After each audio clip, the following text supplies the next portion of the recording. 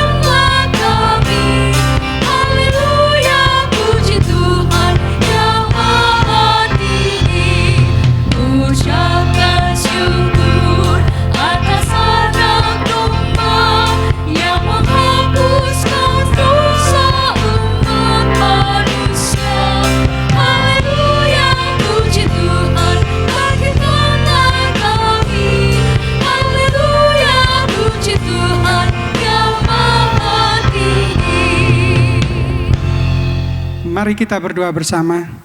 Tuhan Allah Bapa kami yang bertahta di kerajaan surga yang mulia, di dalam Yesus Kristus adalah Engkau Tuhan Allah kami, Juru Selamat kami yang hidup. Mengucap syukur Tuhan sampai pada hari ini, di hari Sabat-Mu, kami boleh bersama-sama menaikkan pujian penyembahan kami, mempermuliakan nama Tuhan dalam hari Sabat-Mu Tuhan. Hadir Engkau Tuhan di tiap-tiap keluarga kami, pribadi kami. Biarlah Tuhan satukan dalam Roh Kudus-Mu untuk memuji menyembah Tuhan. Ampuni segala dosa, kesalahan, pelanggaran kami Tuhan. Kami serahkan rangkaian ibadah ini dari awal hingga berakhirnya hanya untuk kemuliaan nama-Mu. Dalam nama Yesus kami berdoa dan mengucap syukur. Haleluya. Amin. Pembacaan firman Tuhan diambil dari Efesus pasal 4 ayat 17 sampai dengan 32. Demikian bunyinya. Manusia baru. Sebab itu kukatakan dan kutegaskan ini kepadamu di dalam Tuhan. Jangan hidup lagi sama seperti orang-orang yang tidak mengenal Allah, dengan pikirannya yang sia-sia dan pengertiannya yang gelap, jauh dari hidup persekutuan dengan Allah, karena kebodohan yang ada di dalam mereka dan karena kedegilan hati mereka. Perasaan mereka telah tumpul sehingga mereka menyerahkan diri kepada hawa nafsu dan mengerjakan dengan serakah segala macam kecemaran. Tetapi kamu bukan demikian. Kamu telah belajar mengenal Kristus karena kamu telah mendengar tentang Dia dan menerima pengajaran di dalam Dia menurut kebenaran yang nyata dalam Yesus, yaitu bahwa kamu berhubung dengan kehidupan kamu yang dahulu harus menanggalkan manusia lama yang menemui kebinasaannya oleh nafsunya yang menyesatkan, supaya kamu dibaharui di dalam roh dan pikiranmu, dan mengenakan manusia baru yang telah diciptakan menurut kehendak Allah di dalam kebenaran dan kekudusan yang sesungguhnya. Karena itu, buanglah dusta dan berkatalah benar seorang kepada yang lain, karena kita adalah sesama anggota. Apabila kamu menjadi marah, janganlah kamu berbuat dosa. Janganlah matahari terbenam sebelum padam amarahmu, dan janganlah beri kesempatan kepada iblis. Orang yang mencuri, janganlah ia mencuri lagi, tetapi baiklah ia bekerja keras dan melakukan pekerjaan yang baik dengan tangannya sendiri, supaya ia dapat membagikan sesuatu kepada orang yang berkekurangan. Janganlah ada perkataan kotor keluar dari mulutmu, tetapi pakailah perkataan yang baik untuk membangun, di mana perlu supaya mereka yang mendengarnya beroleh kasih karunia. Dan janganlah kamu mendukakan Roh Kudus Allah yang telah memeteraikan kamu menjelang hari penyelamatan. Segala kepahitan, kegeraman, kemarahan, pertikaian, dan fitnah hendaklah dibuang dari antara kamu. Demikian pula segala kejahatan. Tetapi hendaklah kamu ramah seorang terhadap yang lain, penuh kasih mesra dan saling mengampuni sebagaimana Allah di dalam Kristus telah mengampuni kamu. Demikian firman Tuhan. Pujian penyembahan naungan jiwaku akan mengantarkan kita memberikan yang terbaik dalam saatnya persembahan. Yang kemudian Bapak Diakon Boyke akan memimpin kita di dalam doa syafaat.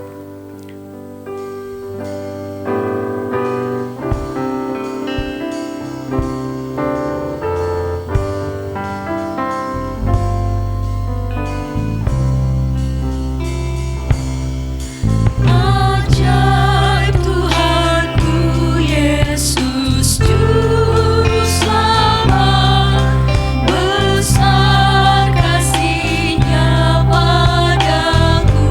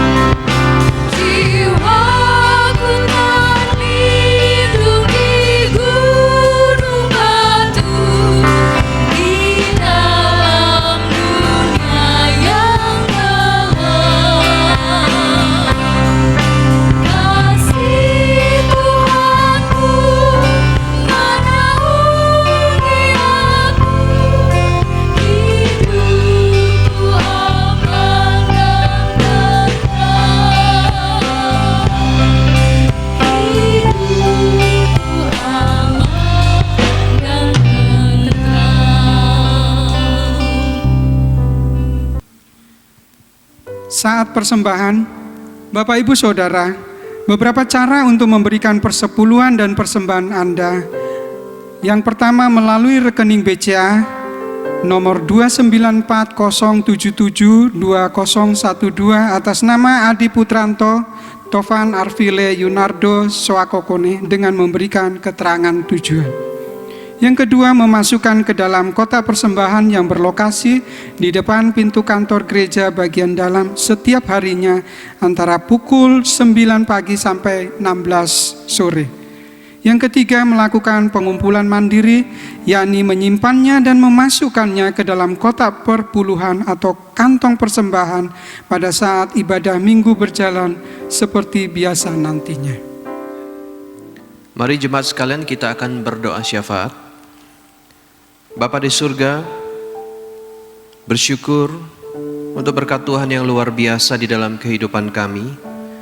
Terima kasih untuk berkat-berkat kesehatan, sukacita, damai sejahtera yang kami alami di dalam kehidupan kami berkeluarga. Dan khususnya juga seluruh jemaat Tuhan, Gereja Baptis Indonesia Karunia Tuhan, kiranya senantiasa di dalam kasih dan perlindungan Allah. Saat ini kami mau berdoa, Tuhan Yesus, di tengah pandemi ini, kiranya kami semua sungguh merasakan kami tidak mampu tanpa Allah. Siapakah kami di hadapan Allah? Dan betapa manusia tidak bisa melakukan apapun di tengah ketidakpastian kapan pandemi ini akan berakhir. Kami mau berdoa kiranya seluruh jemaat Tuhan diteguhkan dan dikuatkan ya Bapa.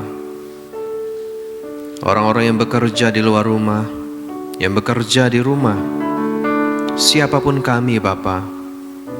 Banyak dari jemaat kami yang ada di Rumah Sakit Immanuel setiap hari berhadapan dengan pasien dan penyakit. Oleh karena itu kami terus mendoakan setiap jemaat-Mu, kiranya kami diberikan kesehatan dan kekuatan, imun tubuh yang kuat, daya tahan tubuh yang kuat, dan sukacita di hati. Seperti firman Tuhan mengatakan, hati yang gembira adalah obat yang manjur. Kiranya jemaat Tuhan senantiasa positif di tengah pandemi COVID-19. Kami berdoa ya Bapak untuk warga negara Indonesia semakin memiliki kesadaran yang tinggi bahwa sebetulnya COVID-19 memaksa kami untuk memiliki kehidupan yang jauh lebih sehat, pola kehidupan yang jauh benar. Kiranya setiap warga negara dapat mendukung pemerintahan supaya kami dapat melewati, dapat mengatasi wabah ini dengan baik ya Bapa. Ada zona-zona hijau yang terus akan timbul supaya setiap usaha dapat bergairah, setiap pekerjaan dapat berjalan dengan baik. Indonesia semakin bertumbuh, yang terjangkiti disembuhkan. Kami serahkan ya Bapa Indonesia. Kemudian kami berdoa untuk vaksin bagi COVID-19. Tidak ada sesuatu hal pun yang sulit bagi Bapa, namun semuanya di dalam waktu dan kehendak, di dalam rencana-Mu ya Bapa. Kiranya siapapun yang dipakai nanti, mungkin dokter, ilmuwan, para medis, atau bahkan siapapun, adalah orang-orang yang rendah hati mengakui bahwa semua yang dihasilkan, bahkan mungkin sampai menemukan COVID itu, menemukan vaksin itu, semua berkat daripada Bapa. Kami serahkan ya Bapa bumi ini ke dalam tangan kuasa-Mu. Kiranya Engkau berkati di dalam cara dan waktu-Mu memulihkan kami dari COVID-19. Kami mau berdoa Tuhan Yesus buat gereja-gereja baptis yang ada di Indonesia, buat BPD. Kiranya para pemimpin yang berkonsentrasi untuk memikirkan umat baptis, memikirkan umat Tuhan yang ada di Indonesia, bagaimana terus mereka akan memelihara iman dan kerohanian melalui ibadah online, offline, ataupun pelayanan yang lain ya Bapa. Kiranya mereka terus peka untuk menyediakan semua sarana prasarana supaya iman para jemaat Tuhan terus dipertahankan, terus bertumbuh. Dan kami percaya di tengah situasi apapun, firman Tuhan dapat diberitakan. Berdoa ya Bapa untuk gereja kami yang dilayani oleh Pendeta Muda Krishna Wahyu Surya, dan cabang-cabang kami yang dilayani oleh Pendeta Cipto, oleh Pendeta Ganding. Kiranya Tuhan, hikmat dari Allah senantiasa bersama-sama dengan mereka di tengah jemaat Tuhan yang begitu kompleks. Ada banyak tantangan dan permasalahan dihadapi. Ada banyak fokus para gembala untuk jemaat-jemaat kami. Kiranya mereka sendiri dituntun oleh hikmat Allah, kesabaran, sukacita, kepemimpinan. Begitu juga dengan jemaat Tuhan, di mana mereka mengalami pertumbuhan dan kedewasaan setiap waktu, justru akan mendukung para gembala ini di dalam melayani umatnya. Kami mau berdoa untuk keluarga para gembala sidang kami ya Bapa.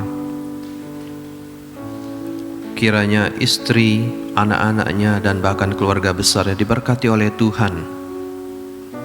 Biar mereka merasakan bagaimana sukacitanya menjadi istri dan anak daripada pendeta. Kami doakan ya Bapa, sukacita untuk keluarga para hamba Tuhan kami. Kami mau berdoa untuk jemaat Tuhan yang Tuhan berikan umur yang panjang. Untuk Bapak Hendra Saldi, Bapak Tumpak Huta Barat, Ibu Gideon, Ibu Lendang, Bapak Marali Simanjuntak, Bapak Kasidi dan Ibu Yaya, Ibu Badar, Ibu Yohana, Ibu Sijabat, Bapak Suparno, Bapak Susanto, Ibu Trimurti. Sungguh merupakan teladan iman yang kami saksikan sampai dengan hari ini ya Bapa. Kiranya warisan iman ini akan diteruskan kepada kami, kepada anak cucu dan keturunan ya Bapa. Bagaimana melihat orang-orang yang Kau kasih terus setia, tidak pernah belajar, tidak pernah berhenti belajar firman Tuhan. Kiranya mereka diberikan sukacita, kesehatan di dalam menjalani usia senja. Kami mau berdoa ya Bapa untuk pergumulan jemaat Tuhan. Ada jemaat Tuhan yang rindu keturunan. Ada jemaat Tuhan yang rindu untuk disembuhkan dari sakit penyakitnya. Jemaat Tuhan yang membutuhkan pekerjaan. Ada jemaat Tuhan yang merindukan pasangan hidup, yang ingin pendidikan masa depannya baik dan cerah ya Bapa. Kami ingat akan firman Tuhan.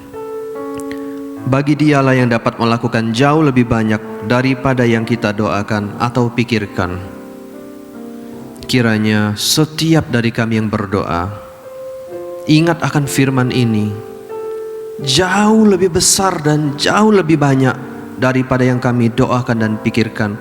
Itu yang Tuhan sediakan.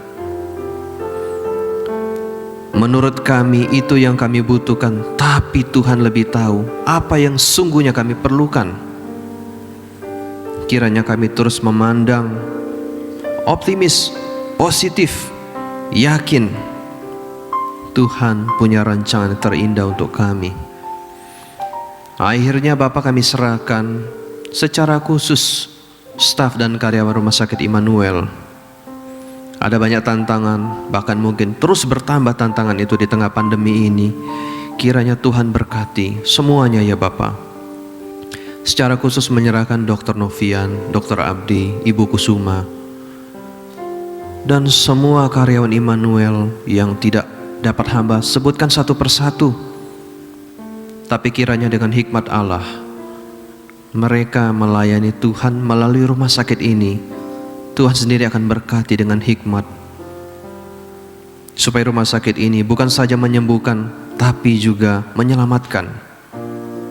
Kami serahkan ya Bapa kebutuhan APD-nya, perputarannya, cash flow-nya. Kami serahkan ke dalam tangan kuasa-Mu ya Bapa. Setiap doa dan pergumulan ini, kami percaya Tuhan menjawab jauh lebih indah, bernilai, berharga, seturut dengan kehendak Tuhan. Di dalam nama Tuhan Yesus, kami berdoa. Amin. Sesaat waktu lagi kita akan mendengarkan kebenaran firman-Nya yang akan disampaikan oleh hambanya Pendeta Muda Krisna Wahyu Surya. Kita dipersiapkan melalui pujian Yesus Penebus Umat Manusia.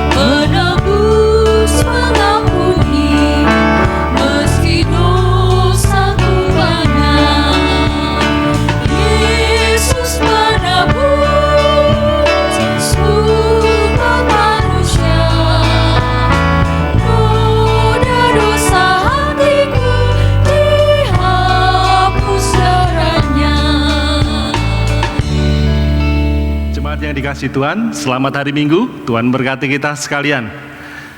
Di awal pasal 4 yang telah kita mulai pembelajarannya di minggu yang lalu, ada satu dorongan kuat dari seorang Paulus, bahwa dia berkata, supaya hidupmu yang telah dipanggil, kiranya hidupnya sebagai orang-orang yang telah dipanggil berpadanan dengan panggilan itu. Jadi rupanya kita orang percaya, cara dan laku hidup kita mesti berpadanan dengan panggilan kudus yang telah diberikan kepada kita oleh Allah di dalam Yesus Kristus.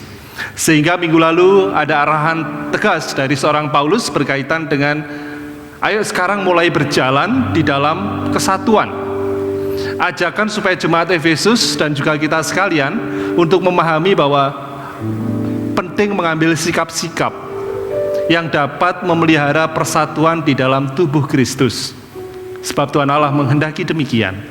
Dan kini secara lebih personal, dia melanjutkan pembelajaran di dalam pasal 4, yakni di dalam ayat 17 sampai 32, dengan menekankan supaya setiap pribadi Kristen berjalan di dalam kebenaran dan kekudusan. Jemaat yang dikasihi Tuhan, ada peringatan di dalam ayat 17 sampai 24. Di sana paling tidak ada peringatan yang bernada positif dan juga negatif. Maksudnya, yang pertama, janganlah lagi hidup sama seperti orang-orang yang tidak mengenal Allah. Demikianlah dikatakan di dalam ayat yang ke-17. Jangan lagi seperti orang-orang yang tidak mengenal Allah.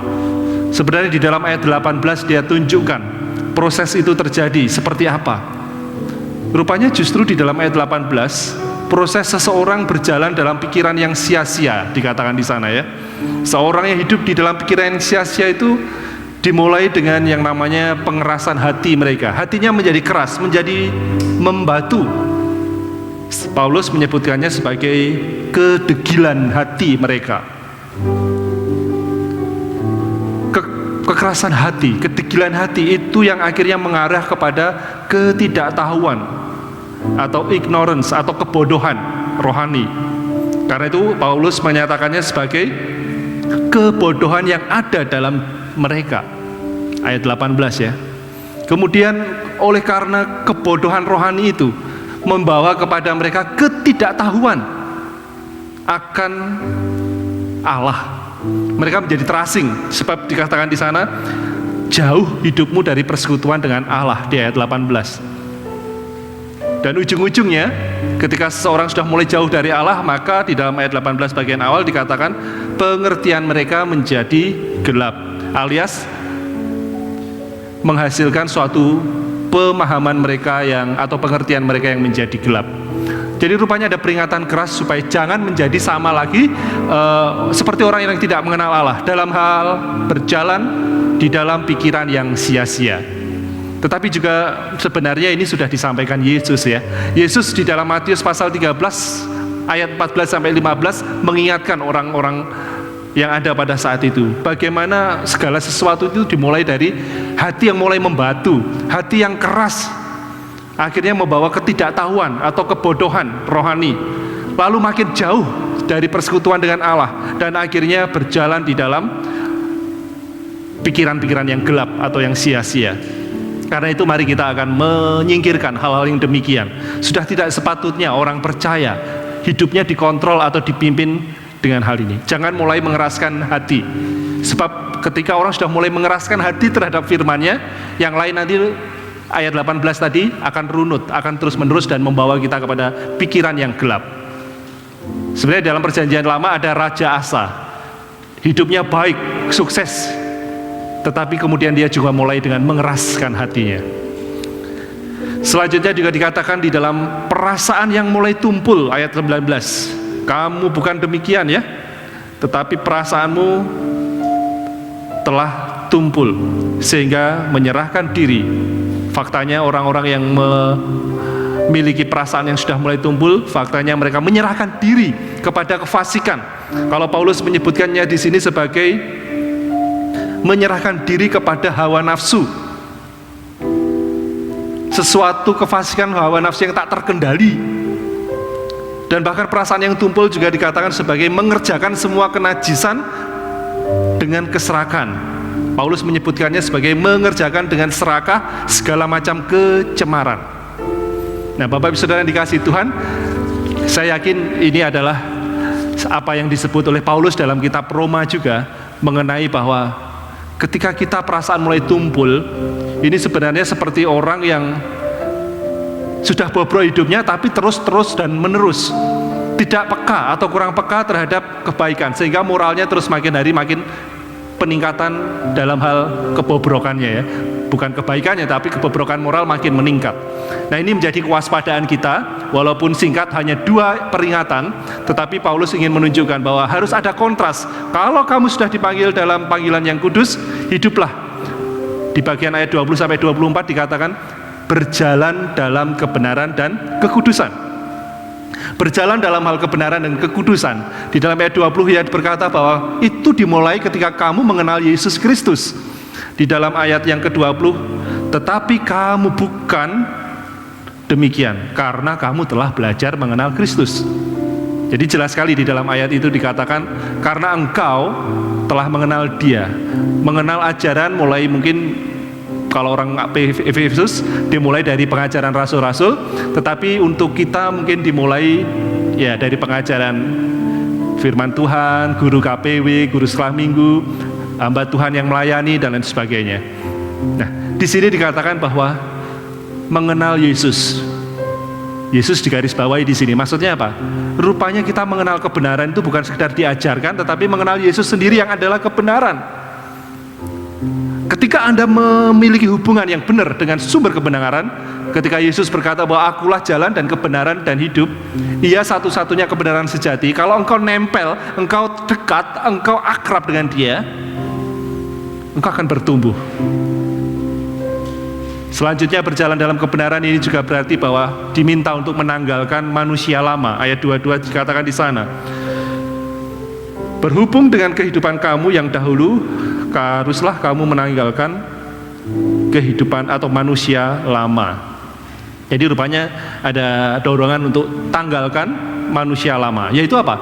Tingkah laku, yaitu juga segala macam perilaku kita yang sebelum kita dulu diselamatkan. Jauh sebelum kita diselamatkan, kita memiliki kelakuan-kelakuan atau perilaku yang disebut sekarang sebagai manusia lama, dan itu perlu ditanggalkan.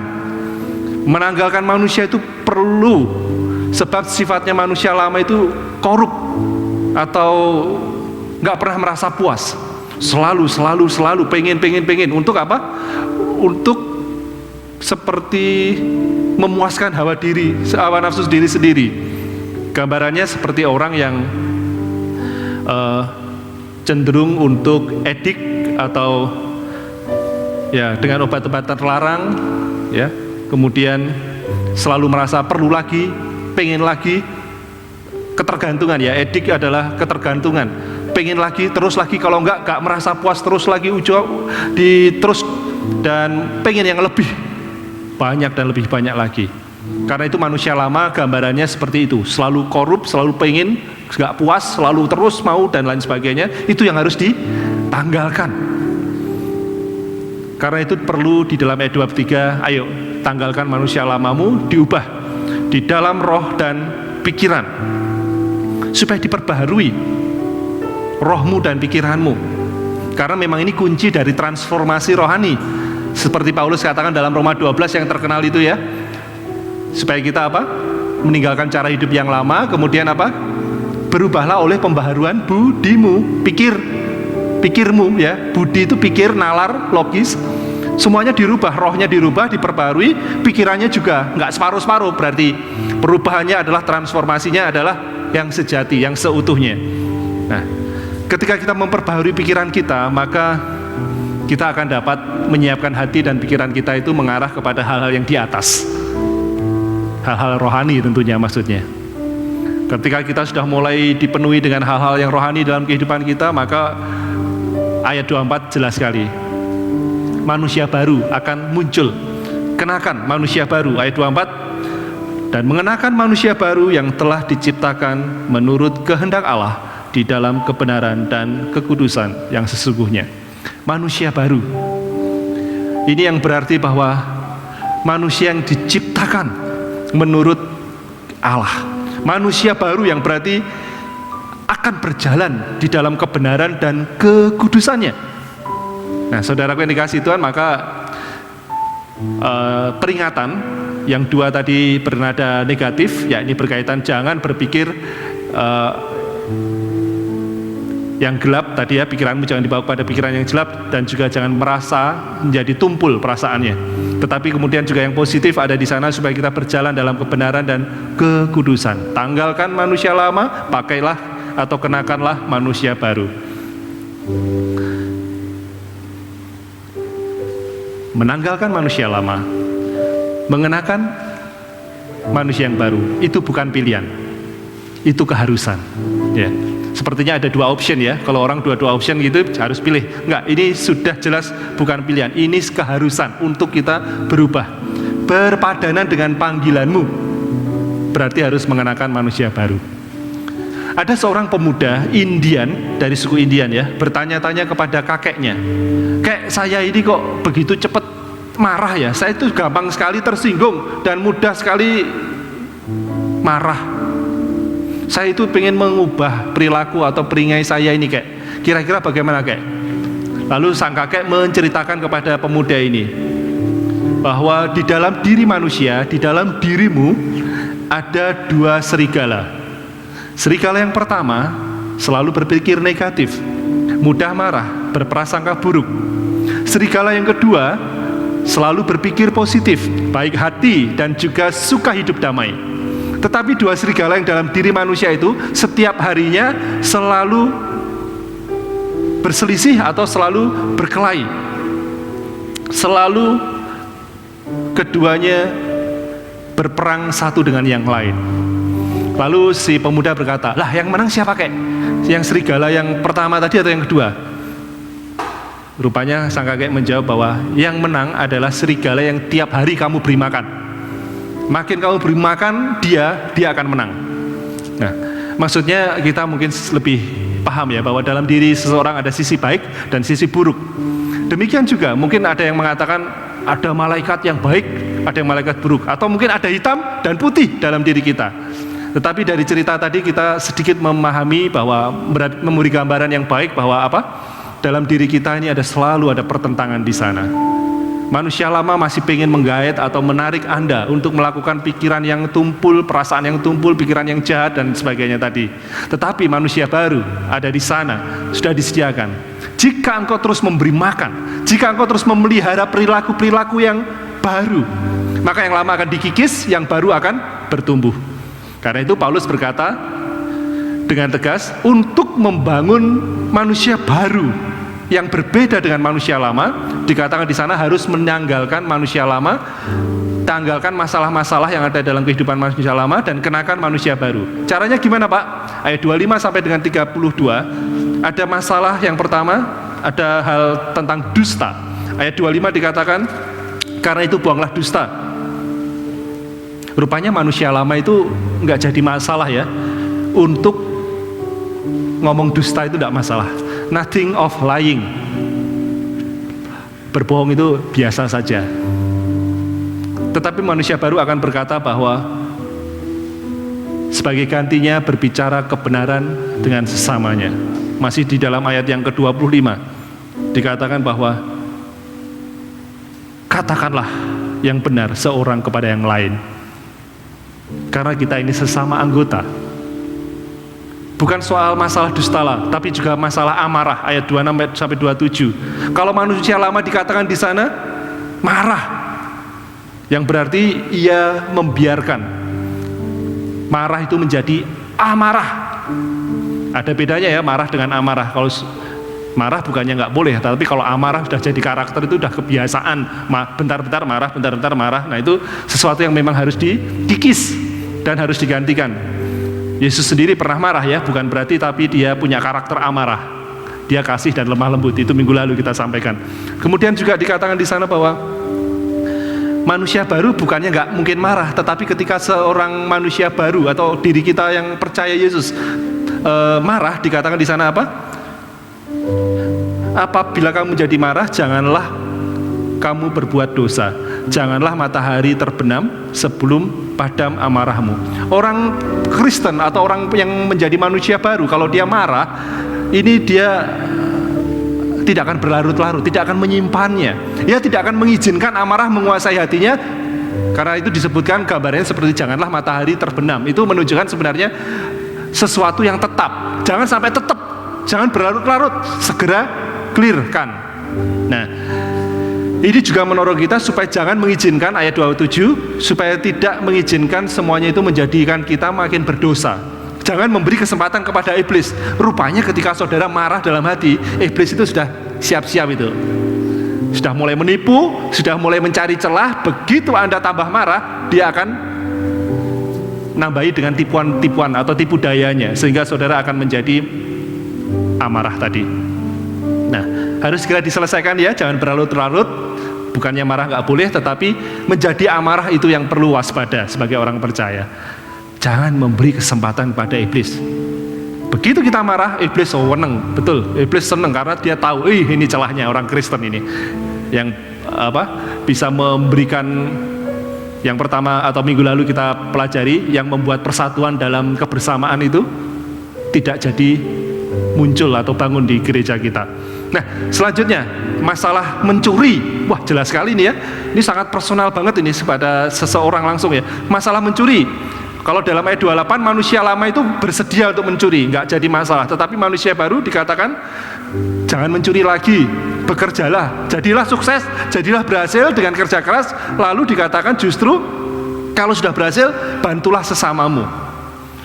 Jadi cara pikirnya udah berbeda sama sekali. Yang pertama tadi mencuri gak masalah, yang kedua henti, setelah berhenti dia bekerja keras, sukses, dan akhirnya justru membantu orang lain yang membutuhkan.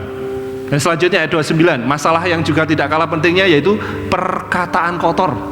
Ayat 29 dikatakan lagi ya, di sana manusia lama itu gak khawatir, dia tidak peduli apa yang keluar dari mulutnya. Sekotor apapun gak jadi masalah, itu manusia lama. Tetapi manusia baru tidak hanya menghindari komunikasi yang kotor, yang korup, yang rusak, yang jahat, tetapi berusaha untuk berbicara, membuat orang lain happy, bergembira ketika ia berkata, orang yang mendengar langsung senang. Dan itu akan dikatakan ayat 29, untuk mereka yang mendengarnya beroleh kasih karunia. Apakah yang keluar dari mulut kita akan menjadi kasih karunia untuk orang lain? Pikirkanlah. Maka sebagai rangkuman dari pembelajaran firman Tuhan hari ini, di dalam ayat 30 sampai 32, kita perlu memperhatikan dengan seksama dan serius mengenai hal ini. Bahwa ketika seorang Kristen sudah dipanggil untuk hidup di dalam kekudusan, ayo berjalan di dalam kebenaran dan di dalam kekudusan itu sendiri. Caranya jelas sekali. Memang ada beberapa hal yang harus ditinggalkan, tapi intinya apa? Manusia lama yang harus ditinggalkan dan mengenakan manusia baru. Sekali lagi, menanggalkan manusia lama, tingkah laku, perilaku, cara hidup, di mana kita dulu belum diselamatkan, tetapi sekarang sudah diselamatkan, dan sekarang kita mengenakan cara-cara hidup yang baru, yang sama sekali bertentangan. Ayat 30 mengingatkan kita bahwa ketika kita masih berkutat dengan manusia lama, sebenarnya dikatakan di sana, kamu mendukakan Roh Kudus. Jangan sampai kita mendukakan Roh Kudus ya, yang telah memeteraikan kita di pasal yang pertama dulu. Dan selanjutnya, kenakanlah manusia baru. Di dalam ayat 31 dan 32 itu kontras banget ya. Manusia lamanya ayo ditinggalkan. Ayat 31, ayo tinggalkan kepahitan, kegeraman, kemarahan, pertikaian, fitnah. Buang semuanya itu, kikis semuanya itu. Ganti dengan manusia baru yang merupakan apa? Hendaklah kamu ramah satu dengan yang lain, penuh kasih mesra, saling mengampuni, sama seperti Allah telah mengampuni saudara dan saya. Jadi itu perlu dibangun ya, itu perlu dikikis, yang lama dibuang, yang baru dibangun terus menerus. Seberapa banyak saudara memberi makan diri Anda dengan firman Tuhan di dalam doa yang akan mengokohkan pertumbuhan rohani Anda. Hai Anda orang yang sudah percaya kepada Yesus Kristus, sudah selayaknya Anda bangun manusia baru Anda. Perilaku, tingkah laku saudara secara pribadi di dalam firman-Nya, sering memberi makan dengan kebenaran firman-Nya, dalam doa mengalami Dia, Yesus yang adalah kebenaran sejati, terus connect dengan Dia. Tetapi bagaimana dengan untuk Anda, untuk saudara yang saat ini belum mengenal Yesus Kristus secara pribadi? Silakan berdoa untuk menerima Yesus Kristus sebagai Tuhan dan Juru Selamatmu, agar engkau menerima pembaharuan rohani. Jika Anda rindu untuk menerima Yesus sebagai Tuhan dan Juru Selamat dan menjadi manusia baru, datang pada Yesus. Saya membuka diri jika setelah kebaktian ini Bapak Ibu Saudara yang ingin kenal Yesus maupun percaya pada Yesus, dapat menghubungi saya di nomor kontak saya, sehingga dapat kami follow up dan kami doakan, dan boleh saya membimbing Anda kepada Tuhan. Mari kita berjalan bersama-sama dalam persatuan, meninggalkan sikap-sikap, membangun sikap-sikap yang lama tentunya, dan membangun perilaku yang baru di dalam Yesus Kristus. Tuhan memberkati kita sekalian. Amin. Sebagai komitmen kita untuk terus memperbaharui diri, berjalan di dalam kebenaran dan kekudusan, meresponi kebenaran firman Tuhan ini, saya ajak kita semuanya berdiri di tempat kita masing-masing. Kita nyanyikan, ya Yesus, ku berjanji.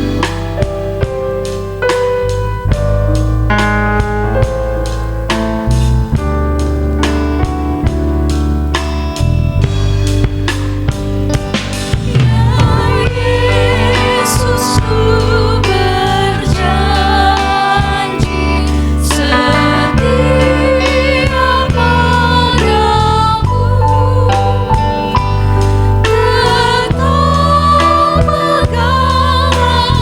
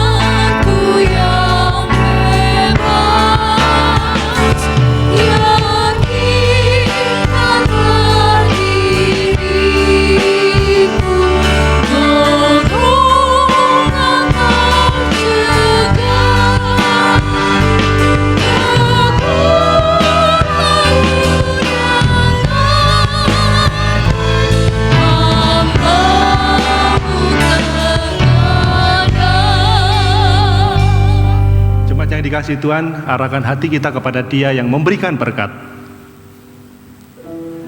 Tuhan melindungi engkau dan memberkati engkau, yang menyinari engkau dengan wajah-Nya, memberi kasih karunia dan damai sejahtera.